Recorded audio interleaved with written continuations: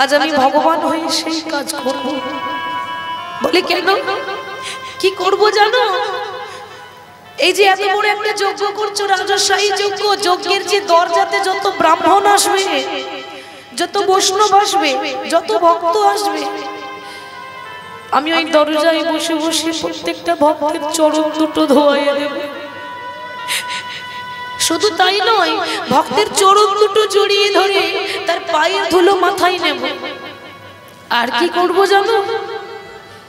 তোমার এই রাজশাহী যজ্ঞে যত যত বৈষ্ণবের সেবা হবে, নরনারায়ণের সেবা হবে, সেবা হওয়ার পর আমি তাদের উচ্ছিষ্ট, আমি তাদের এঁঠো পাতা আমি ভগবান হয়ে নিজের হাতে তুলে তুলে পরিষ্কার করব।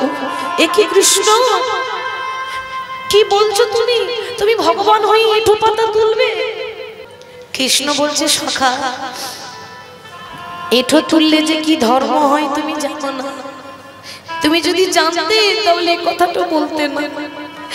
জানো যুধিষ্ঠির, এঁঠো তুললে সারা জীবন যা পাপ করেছি, দেখুন বাবা ভগবান বলছে কথাটা, সারা জীবন যা পাপ করেছি এর আগের জন্মেও যদি কোনো পাপ করে থাকি তো ভক্তের এঁঠো পাতা তুললে, এঁঠো তুললে সেই পাপ ক্ষয় হয়ে যায়।